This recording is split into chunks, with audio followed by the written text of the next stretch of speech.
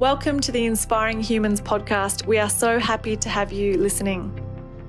My name is Stephanie Woolard, and this podcast is a platform to showcase the incredible human spirit. On this podcast, I'll be interviewing people from all over the world and all walks of life who will be sharing with us their personal dreams and their dreams for the future. I believe that through coming together and creating community, incredible things are possible. In fact, anything is possible. And I hope that this podcast is a launch pad for creating the new world that we want to see, that will have humanity free, thriving, and living in their full self-expression.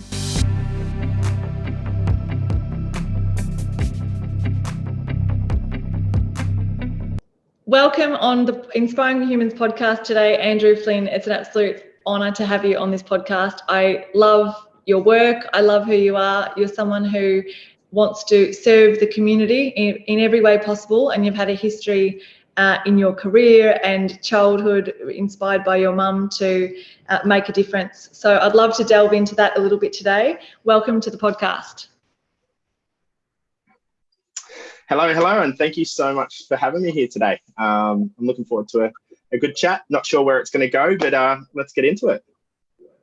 Awesome. So do you want to give a bit of a background on yourself, your passion, and just kind of, a bit of a history, a bit of a timeline of what you've been involved in up until now?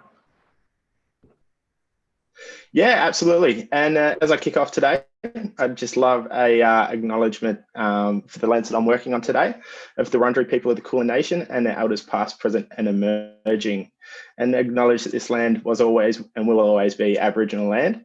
And I love a quick quote from an amazing artist from from New South Wales, and it's, "Today we stand in the footsteps millennia old. What may we acknowledge the traditional owners whose cultures and customs have nurtured and continue to nurture this land since men and women awoke from the great dream. We honour the presence of these ancestors who reside in the imagination of this land and whose irrepressible spirituality flows through all creation."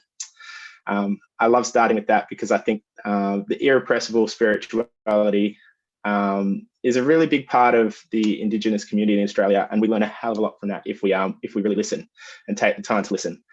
And so my name is Andrew Flynn. I guess we've known each other for a few years now, but currently I work with the Red Cross in the COVID response pandemic in Victoria, and I run a program that allows people to call into a help centre and get connected with family, friends and community in their local area. Up until now, I think we've taken about 17,000 calls, and the wider team that I work with have provided about 7,500 food packs, which is 14 days worth of food for 4 people out to the community. I did the numbers the other day, and that worked out that if one person was eating that food, it'd go all the way back to about 1200 AD, which is just crazy to think how much food has gone out to the community to support people to stay at home during COVID.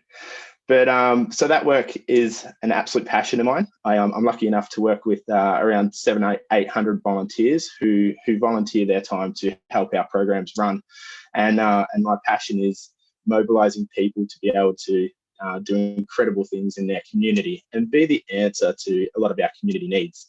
And so by doing that, I'm a team leader, and in my team alone, we have around sort of 150 volunteers who jump on the phones and answer these calls and connect people back to their local communities who are feeling particularly vulnerable or isolated due to the current lockdowns that we're in Victoria, or feeling isolated because of what the general community changes have happened during the COVID-19 pandemic.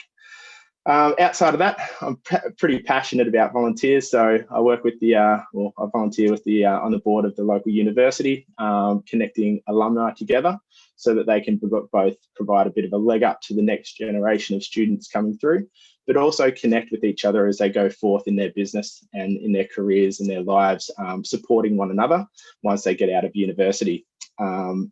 And coupling with that, I also do a lot of work with an organisation called Initiatives of Change, who we run a number of different projects, but the one I'm most heavily involved in is the Life Matters program. So it's a 4-day workshop that we run multiple times throughout the year and in different parts of Australia. And it's all about helping people connect to who they are, who they want to be, and if there's a bit of a disconnect there, how they can reconnect to who they want to be, and being really positive change makers in their community and the world around them. So it takes a bit of time to run those programs. We're generally about a team of about sort of 20 to 30 volunteers who run them around Australia. And all the time and energy that's put in is just incredible. And we keep the cost really, really low. So it's got a good entry level for community leaders from migrant communities that often can't afford 4 to 5 day workshops of this level, but everyone donates their time to make it really, really affordable and can engage just unbelievable emerging leaders that we get to see through the program. So it's really, really cool. But other than that, I'm a dad of 2 amazing boys, a partner of an amazing girl, and try and keep busy and healthy and fit, playing as much sport as possible when the body that's falling apart allows me, and just really enjoy being part of my community. Amazing. So engaged in serving and service. And I think we met on a tour to China with Victoria University, an entrepreneurship tour in China. And that was a 10-day tour. And I remember observing your incredible leadership skills on that tour and just passion for people. And also it was hilarious and so funny and great fun to be on that trip with you. But it's, I think every now and again you meet different people and you have experiences and you get to observe different kinds of people and how they are. And it did really inspire me seeing you, because during that 10 days, a lot of things happened and we visited a lot of different organizations and big companies and there was a few challenges as well, and just seeing how different people react in that situation, it did inspire me, seeing the way that you are with people. So like with all of your volunteer roles, can you talk to that a little bit, because I think you've got a really unique way of leading and of coordinating and motivating. Yeah, absolutely. And China was an unbelievable experience with you and the wider group that went out there. Some great memories. And look, for me, just being myself is the most important person. Being myself is the most important thing to leading other people and finding a way to connect with people on a real level and help them be the best person that they want to be, whether it's going around China and people getting lost in the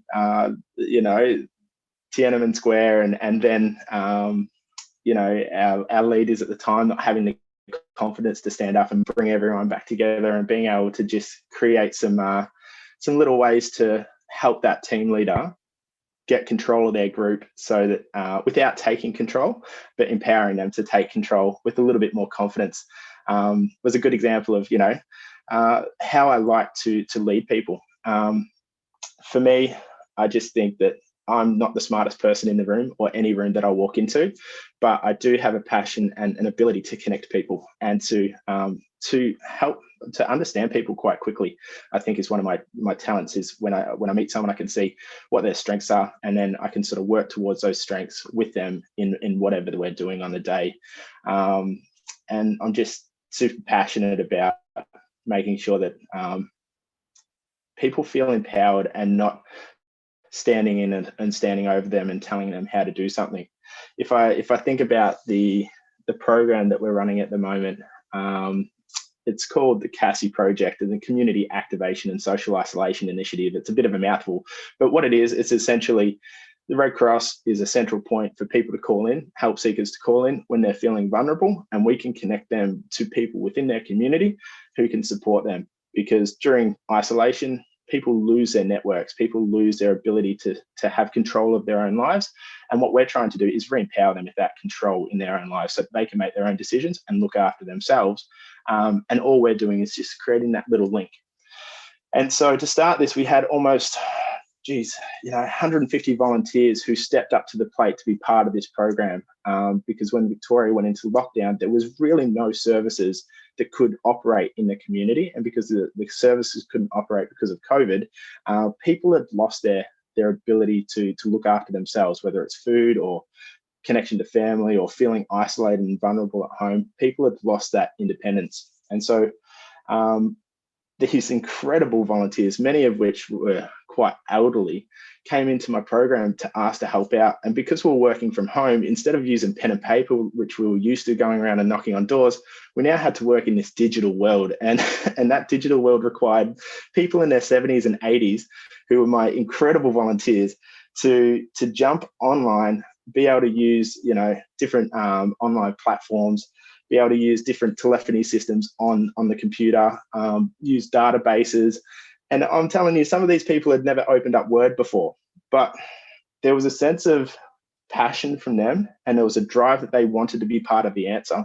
And so who was I to say no to these incredible experienced members of our community who wanted to be part of the answer? And so by bringing them slowly into the program, working with them individually and as a collective to upskill them in how to use their different computer systems, how to use, Bluetooth headphones and the like, and make sure that they felt comfortable and safe to make mistakes throughout that process.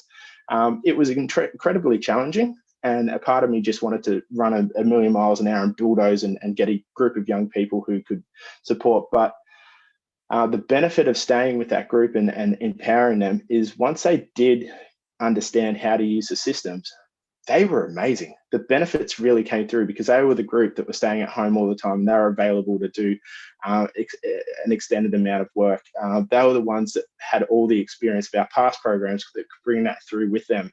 And so many add-ons came to benefit us once this group of volunteers got experienced in how to use the telephony systems and how to do their normal work, but in a digital space. And so for me, that was just a really good example of I see the best in people and I see what they can achieve, and I take the time to make it happen. And if I can't work it out one way, I'll work it out another way. And I'm really passionate about not leaving anyone behind as that transition comes through. And so, yeah, I think that's a start to the examples, but there'd be a few others that we can talk about down the track. Yeah, that's a brilliant example, and it sounds like the perfect job for you as well, because I think your genuine love for people and wanting to connect and make things happen is, it comes very naturally to you. So, and you totally hit the nail on the head, I think, when you say you just kind of got to be happy with yourself and comfortable with who you are and authentic and genuine, because that really connects with others and resonates with them, so you can relate to anyone at any level, which is a fantastic trait of a leader to have, I think. So you shared with us a beautiful quote at the beginning. Thanks for that. From and acknowledged the Aboriginal elders, which I also believe is a beautiful thing to do and an important thing to do. I've also been very inspired by time living in Aboriginal communities, and you mentioned spirituality, and that no one can kind of take that away from you. And one thing that really made a mark on my life was the connection that the people had to the land, in the communities, and their spiritual connection, and they were very grounded and very present, which stuck with me. And I thought, wow, I want to make sure that I'm like that, or that I can aspire to be like that in future. So just keen to hear about a bit of your experiences working with Indigenous people, and also what does spirituality mean to you? What was your experience of spirituality in those communities? Yeah, absolutely. And I'm really glad that you got to live in an Indigenous community, and it's something that I would love to be able to do. I haven't lived out in community before. I've visited a number of communities, and just been really a student of the 60,000 years of knowledge that our Indigenous community have. And I've been so lucky that people have wanted to share that with me. And I've just tried to be a sponge as much as possible to understand the truths of our history and connect to it where possible. And part of that is that spirituality that, 300 different language groups and nations around Australia all had their own sense of spirituality and all had their own connection to land. And for me, that's a really important thing to stay grounded and connect to something that is bigger than me. I don't have a deity or a religion of any sort, but I really do believe that there is a bigger purpose for each one of us that we can be part of. And for the Indigenous community, that sense of custodianship that they hold with the land, where I don't own the land, but I'm the custodian of it and I'm here to look after it, is just a really powerful, meaningful connection to what's around them. And I feel like if I could learn anything from that, I could be a custodian of the wider community that I'm in, and try and leave it in a better place than I found it, or at least protect it to be as good for the next generation, so that when they come through, they've got something as special as what I had. And I think we can learn as a group so much from that idea of connection to land, or connection to spirit, that we are part of a bigger society and we are part of something much, much bigger than us. And if we take up the mantle to be part of that, we can actually make really amazing changes. And it's not that everyone has to make the same change. Everyone's going to make their own changes and individual participation wherever is important to them. And it's so important that everyone's doing something different, because there's so many different needs of our community. And so for me, I learned the most about sort of Indigenous cultures when I lived out in Samoa for 5 years. It's a little Pacific island out in the middle of the Pacific, and it's a tiny little place of about 120,000 people. But the culture is so thick and so rich out there that when you go out there, not only are you just like visiting Samoa or being part of it, you're immersed in this deep culture that's thousands and thousands of years old, and the stories are just ever present in everyday life. The stories about their creation, or their traditional stories of creation, and their traditional stories of what that mountain means and what that waterway is and how connected they are to it, and how the stories guide their behaviors, and it's a part of the common norms of morals and connection to each other, and how you respect each other is a way that our ancestors did, and that's how they lasted so long.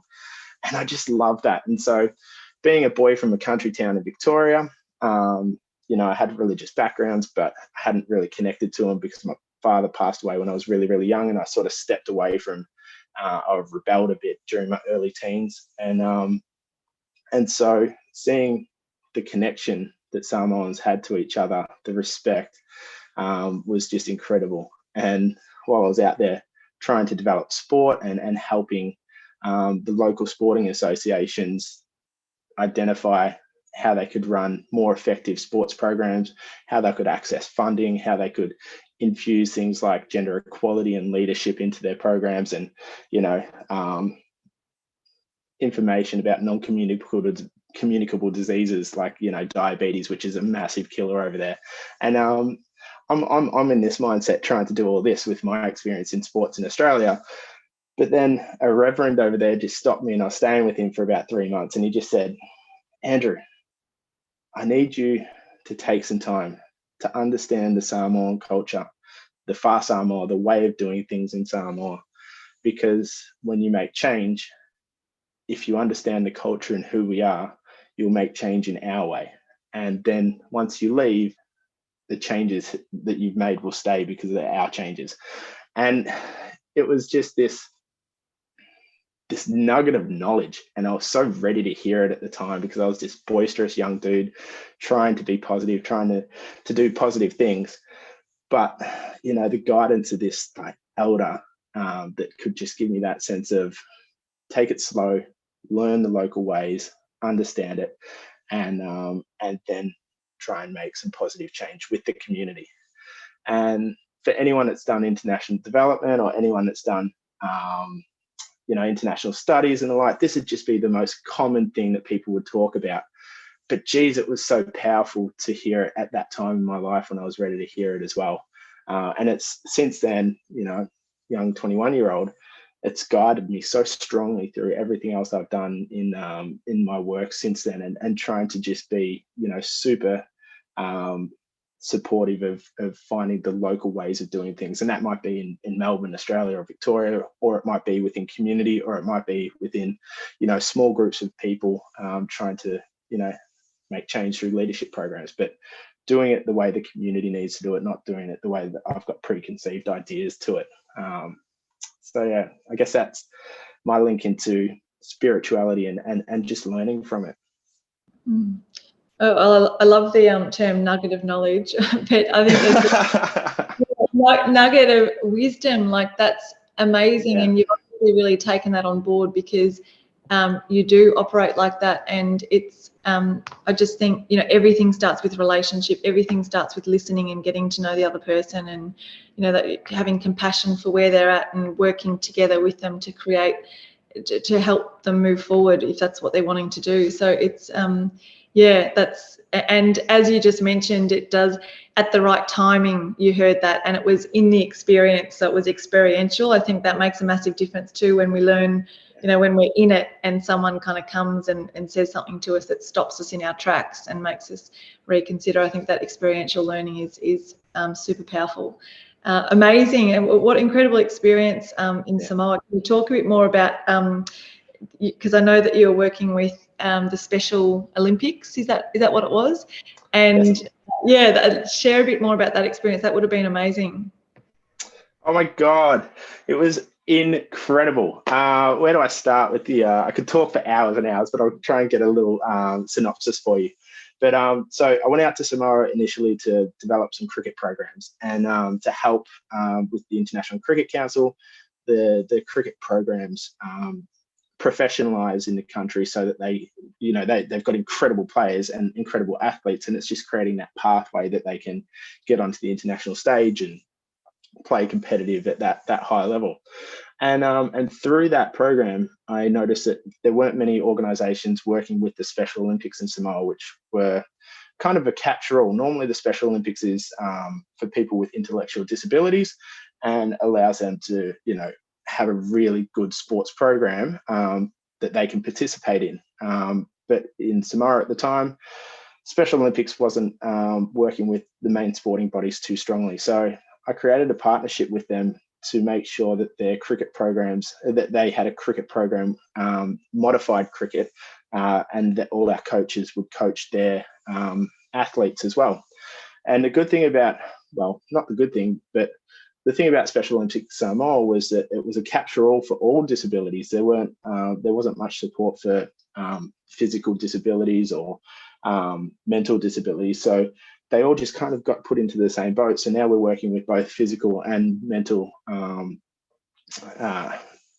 various abilities of people. And so that was sort of the entry level, and that program really bubbled away, and we got some support for it. And when we hosted international tournaments, we'd make sure the Special Olympics were present and playing on the fields and doing the coin tosses, because there was just a great synergy there of empowering these young athletes.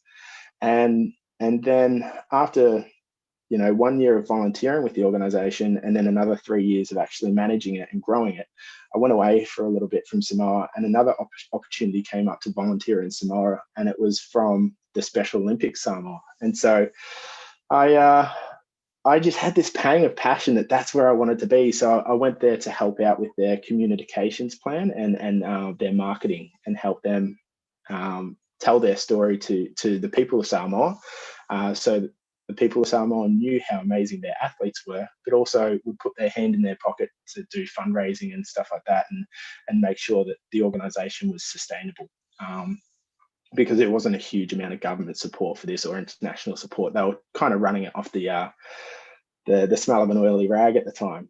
And so I got into this program, and I'd been in Samoa for 3.5 years already. So I thought I knew the place. But with this program, this was so grassroots. So now I'm living in with families around the different parts of the islands. I'm sitting in with families that often were some of the more financially distressed families, or families that didn't have, a lot of capital. And it was just super super powerful for me to sit on the floor and share food with people night after night in different parts of the country, and work with their children who often weren't able to go to school or weren't able to connect with their community, because whether it was shame or whether it was a lack of knowledge from the community of how to work with kids with intellectual disabilities, they hadn't got much support up until the ages that they were. And so it was a really meaningful experience, because this was changing people's lives. One example was a young boy who was about 16 years old who was deaf. Now, that shouldn't be a huge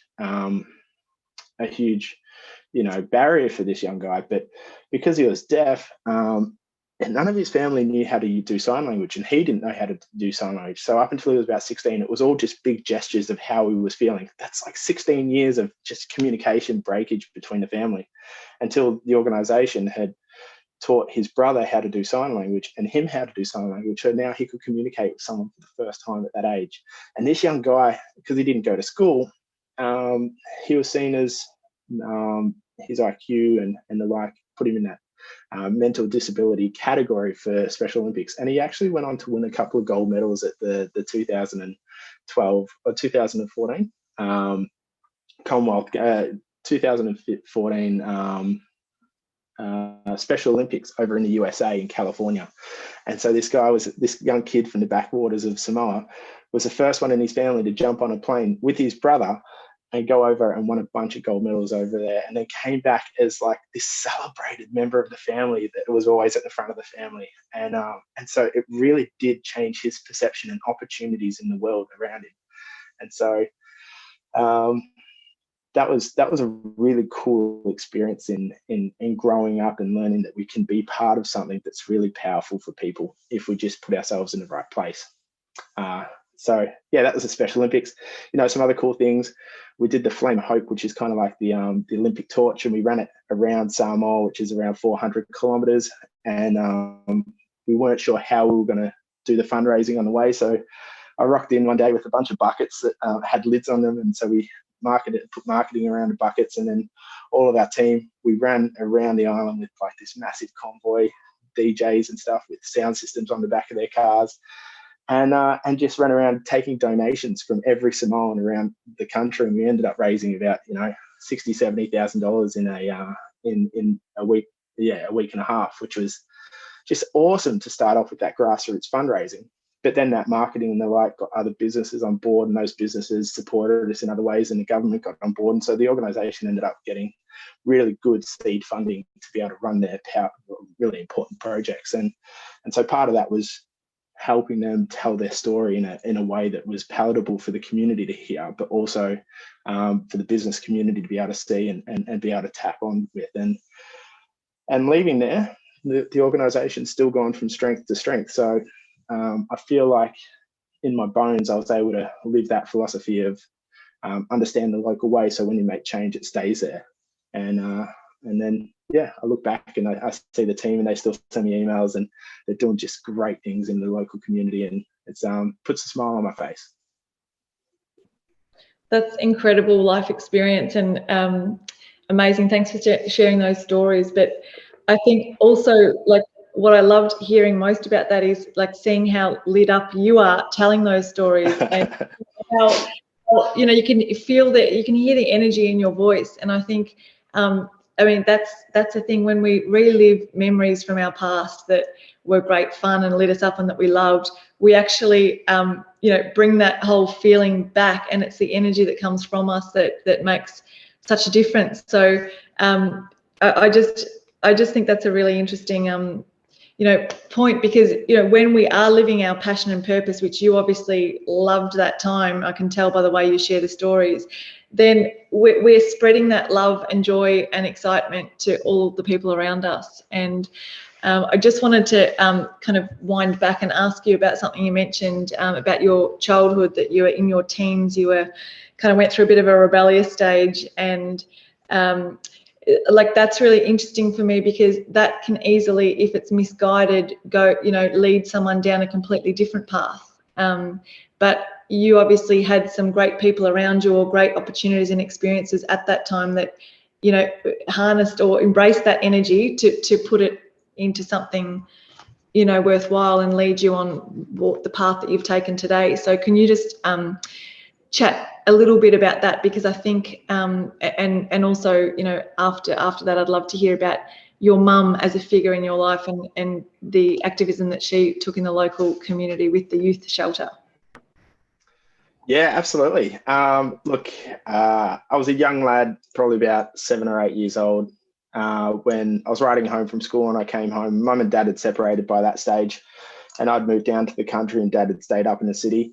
And I got home and I saw Dad's car in the driveway on a Thursday night, and I was like, oh, this is a bit strange. And so I get inside and I go to give Dad a hug, and I could see the rest of the family were there, and it was a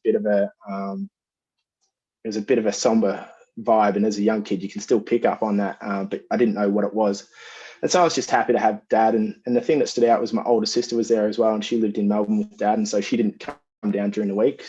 She had school. So what had happened was that night we were sitting over dinner, and it was, my mum and Dad shared with me that my dad had motor neurons disease, which is, if you don't know, like a degenerative disease that sees your muscles atrophy, and the pathways between your brain and your muscles just breaks down in the neurons. And so over 4 years, I watched my dad pass away, and so did my two brothers and my sister.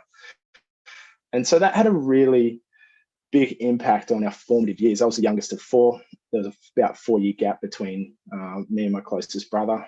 And so their teenage years were marred by, our awesome dad losing his abilities and his energies and his ability to play sport with us and basketball, and then come to our graduations and like the things that are really important when you're quite young. And so when Dad passed away, I was about 12 years old, and my brother was 14 and 16, and my sister was 18. And it was just an incredibly disruptive time in our life. And it just threw us all into a bit of chaos at that time, trying to explain the world around us, how this could happen to someone that's so important to us. And, how we were meant to move forward from this. And, my mum was there, and she was a bit of a figure of stability, but she was also struggling herself to deal with, things in her life. And so it was a bit of a chaotic time. And so I was pretty boisterous, and I was had this positive energy that people could see, but I was also really boisterous, and I got into a lot of fights and got suspended a lot. And I remember my teacher, he made a bet with me that if I got a letter signed by my mum, he could, bring in the cattle prodder from the farm, because he reckons he could keep his cattle more in line than he kept me in line at school. And so I got a letter signed by my mum, thinking I was going to call his bluff, until the next day he rocked in with his cattle prodder with a big battery pack on the back of it, and chased me around the classroom, zapping me on the butt with his cattle prodder when I was out of line. And look, I was so lucky to have teachers like that were having a joke with me, but trying to find ways that connected with me to keep me on the right track. And, it was funny. And he still holds that photo, and he says, to the new kids that come in, there's 2 ways we can do this. I can bring my cattle prodder in, or you can listen to me in class. And so kids really do listen to him these days. But yeah, so there was the frustrations and the rebellious sort of side of me that was coming out, but also, I always wanted to be a good kid. I was passionate about being a good kid, but that, my brothers were getting into a lot of trouble. Their friends were like, notorious, like absolute notorious families of gang violence and stuff like that in Australia. And that was the melting pot. And Wonthaggi at the time was the highest growing youth population in Australia. And we had limited resources to anything to do. There was a bike track and a skate park, but that was about it. And so getting up to mischief was what we did well. And so my brothers went down a path that was really negative, and my mum saw that, and it was just one of those things where she realized that we were about to, she just wanted to get her 4 kids to turn 18 alive. And that was her thing, because there was a high number of youth suicide in the area as well, because, drugs and debt and kids getting up to getting in trouble and then not being able to deal with it because they didn't have good leaders and role models, and and youth suicide was on the rise. And so my mum saw this, and so she went up to the local members of parliament and said, "What are you doing about this? I've got 4 kids and there's nothing for them in this town. They, if you don't do something now, there's going to be, potentially blood on their hands, but not blood on their hands in a negative sense, but like we have to do something before more kids are lost." And the difference in my mum's tone was she didn't go up and say, "You need to do something." She said, "What can I do to help?" And so from that moment of knocking on the door, my mum then went out and got, signatures from all the kids. And I'm talking like the roughest kids in town, the kids that were, up to, really, really negative, like ways of living lives and gang violence and that type of thing. And getting them to sign this form saying, "Yeah, I want something in this town. I want to do something. I want, services for me, or somewhere I can go on a Friday night to hang out with my friends. It's safe, and it's not like the chairs outside one of the cafes in town where we get in trouble with the cops." And so then mum, after she signs this form, she then, has fish and chips on our floor every Friday night where these kids can come around and sit around and tell mum what they want in this town and what does it look like. So I watched this real grassroots organic change happening in front of my eyes as a 12-year-old, 13-year-old, 14-year-old. And so now I've got these rough as guts kids on my lounge room floor eating chips with me. Kids are rocking up on stolen motorbikes and stuff like that to come, and mum's taking them in, and so I'm watching this. And then we moved because our lounge room was too small. We moved to the local St Vincent's outlet, and they gave us their meeting room to be able to do it there. And then from St Vinny's, the member of parliament who mum had kept knocking on the doors going, "These are the kids. Here, I've got them for you. What are you going to do with them?" And then, he invited them in and said, every fortnight on a Wednesday, you can come in and sit in here and I'll talk to the youth and we're going to try and work something out together. And so now we're sitting around this big, beautiful oak wooden table. It's like super shiny and it was gorgeous. And we were called, what did they call us? I think we were called Wanty Rats at the time because, the rats of the town. But one of the kids actually tagged the member of parliament's table, he was just bored in the meeting and, everything was going over his head. So he got his knife out and he just tagged the guy's table. And I think it's still there down in the member of parliament's office. And that was the type of kids that mum had sort of dragged together. And between about 3 years of lobbying the local government, then lobbying the state government, there was a grant for around $500,000 to turn an old skating rink into a youth centre. So now my brother, who was studying to be a chippy at the time, he started helping the guys build this place from scratch. It's just a concrete floor, and they built like 5 offices, a band room where bands could practice. It was going to be 2-level, and it had basketball courts out the back with lines for badminton and stuff like that. And it just became a drop-in centre 2 nights a week. And it was just mental how this had all changed in about 5 years. And my mum was like the figurehead of this. And so at the time, I didn't realise that sitting there and helping mum type up the minutes and reading the minutes so mum could type it up and then send it out, going around and doing barbecues and fundraising barbecues at the local country music festivals, and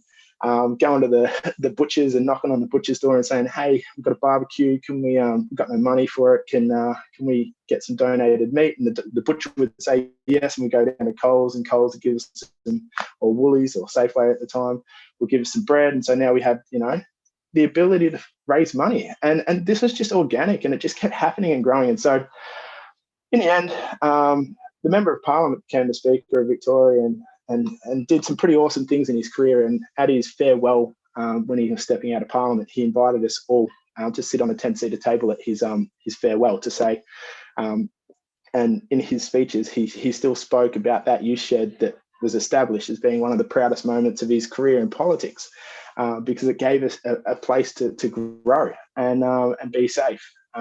What had happened was there was a change in funding in the government, and the youth centre was basically seen as an asset, and it was sold off. And so about 10 years after it started, that youth shed was sold off. And, now the town well, for many years after, the town were looking for something similar to that, and kids were crying out because they had nothing to do and nowhere to go. And he said at the end of his speech, that was one of the saddest days in his career, was watching that youth shed be taken away. And for a politician who'd had 30 years in the career to say something like that, it's pretty powerful. And my mum was sitting at the table when he said that, and it was pretty special to see that. That a person who mum had no sort of university training, she was just she had her own sort of mental issues going on, but she was able to go out there and do something and make change. I think that's what lit the fire in my life. And my sister was a really, really strong figure in my life, and so I've just had two females who are just amazing in my life and were able to get me through school. And I think a lot of the reason why I got through high school and got to university was my work within the youth shed and doing this stuff. So my mum's mission was to keep us off the streets and out of trouble, and actually worked. And so it's bloody unbelievable. You can't imagine that your mum's going to be that person that does that. But so stepping through my life, I came from a really, we were scrounging 2 cents together. If I pinched $2 out of mum's purse, she knew about it at the end of the week because she did her accounts, and so she knew that there was $2 missing, and she'd look at all of us, and my brothers would squeal on me. And so I got to university and I got scholarships, and I got a lot of support along the way because of all the investment that I put in the community, the speaking at councils and parliament, and the speakings at local meetings and the like, gave me an induction into this sort of lifestyle about what community can do and what people can do when they are pushed to the wall, or what people can do when the community needs something. So that was pretty powerful. Yeah. That's unreal. That's super, super powerful. And what an absolute legend your mum is. Yeah, incredible story of the difference that one person can make, and also getting creative about it and get, real grassroots change, which is incredible. Yeah. Thanks for sharing that, Andrew. That's super inspiring. So I know that you've had a lot to do with Initiatives of Change, which is an organisation, a global organisation. Can you share a little bit about what the vision of that organisation is and your involvement? Yeah, absolutely. So Initiatives of Change was probably another one of those grassroots programs that after World War II, the global community was in a state of shock, and there was a real fear across borders. And so there was also a lot of soldiers coming back to their communities with what was shell shock, but they didn't sort of know what shell shock was at the time. So people were really, really unable to deal with their own emotions. And so Initiatives of Change formed as a way to help return servicemen and international communities start talking together in a way that was trusting, and a sense of we can trust you, or we can work together for the greater good and for the greater good of the global community. And so at the time it was called Moral Rearmament, and they did a lot of really good work in that post-war era in Switzerland, Switzerland, in the Swiss Alps. There was an beautiful old hotel that was renovated, and it was a derelict hotel that was turned into an orphanage during the war. And so a group of the community came together and said, if we could buy this, we could renovate it and have it a place of peace for the European community. And they had this vision that they would invite members of France and Germany and England and Poland and Russia and all of these warring areas together to a safe space where they could talk. And so this community of people, they rallied some money, they got the money, they presented it to the owners of the derelict hotel, and they said no. They said, no, that's not enough. And but on reflection, they came back to them and said, you know what, for the work that you're going to do, we'll give it to you for that price. And so then they got this derelict hotel, and as a community, they renovated it and turned it into this beautiful place where people could stay and they could come to up in the Swiss Alps. It was a beautiful scenic place for people from around Europe to come together and talk. And at one of the first meetings, over breakfast, they put a French lady with a German man, and they were talking. And as the story goes, the French lady stood up and said, I am not doing this. they invaded our country. They've killed my people. I am not staying here at all, and I'm leaving. So she went back to pack her bags. And one of the leaders came in and said, hey, have you had a chance to listen to what their story is and hear what they have to say and what their experience was? And she said, I don't care. I'm not here to do that. And the passions were real because of what had happened in World War II. But they convinced her to just stay and have a coffee with the person one-on-one and listen to their story.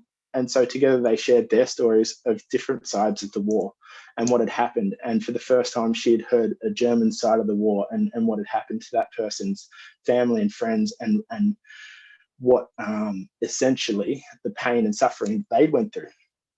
And so for the first time, the woman had heard that, and she actually broke down in tears and she shared her stories, and together they apologized to each other and promised to start forging these relationships and share this story. And so it was a space of truth telling.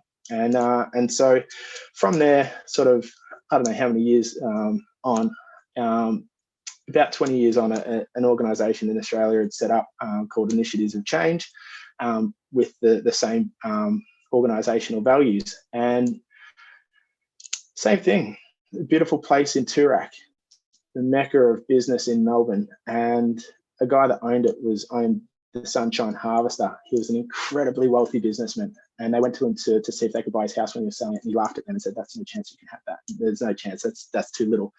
Anyway, a couple of weeks later, he actually gave the property to them and said, as long as you do good work in the community for the time that you have this, and you look after the gatekeeper and the groundkeeper for me until the end of their time, you can have my property as a figurehead place for the work that you do.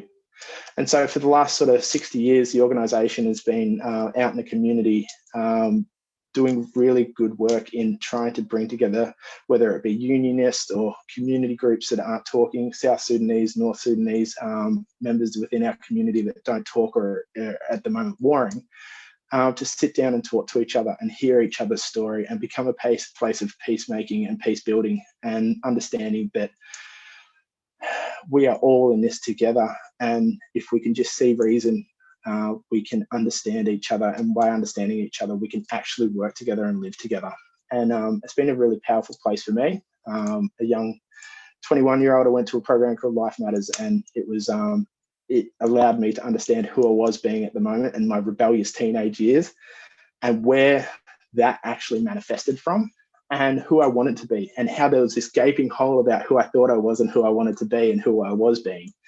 And allowed me to start mending that gap. And so since then, when I've come back to Australia for the last sort of 6 or 7 years, I've been really heavily involved in running those same programs, so that, you know, members of the South Sudanese community or young Samoan boys or young leaders from Vietnam who are in Australia, even young community leaders, you know, Australian, Irish backgrounds and the like, can come together, talk together and learn together. And it's just a really good place of seeing future leaders understand who they want to be, the type of person they want to be, the type of leader they want to be, but what they have to do in that between now and getting there, and how there's a sense of, if you want to change the world or you want to change your community, you also have to change yourself, and you have to identify who you are and what you're being. So if you're going to be a good leader, make sure you know yourself really, really well, so other people will follow you.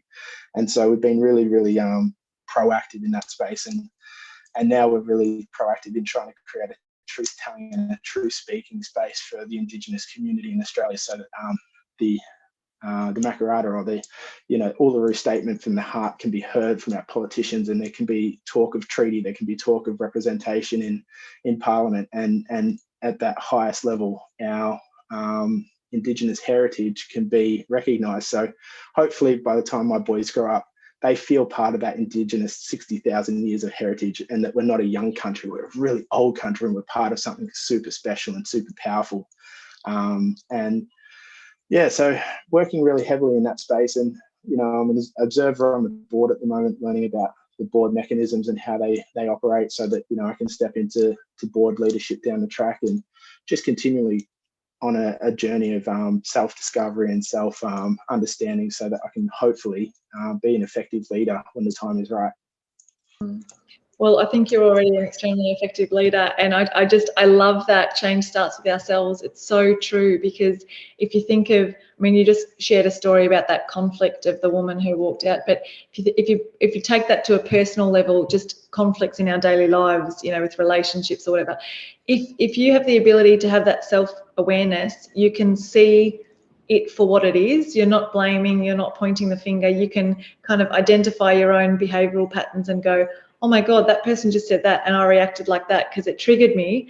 But, you know, maybe that person wasn't intending that. It was just that's coming from something that happened in the past. And that awareness allows you to jump off it and move on. So, and literally saves relationships, and your quality of life, you know, increases, because your relationships are deeper and more connected with people because you have the ability to do that. So I think that's a critical point that you've just shared with us.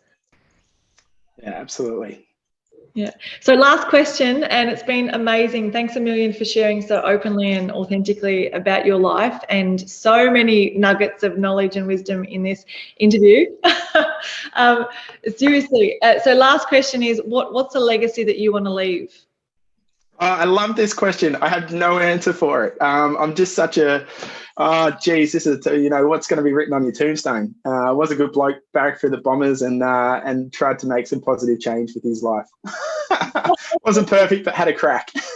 Thanks so much, Andrew, for your time. Super inspiring. Loved having you on. Thanks a million. It's a pleasure. Have a great day, and thanks so much for everything you do, Steph. Thanks for listening to our Inspiring Humans podcast, and I hope you enjoyed the show. If you have any inspiring human in mind that you would like to nominate, please reach out and let us know. Also, you're very welcome to become part of our Facebook group called Inspiring Humans, where you can connect with incredible people from around the globe. Thirdly, if you are interested in being part of a global network, we have an incredible community at 7continentscouncil.com, where we hold events, programs, and many different initiatives that you can be involved in. Thank you, and see you again soon.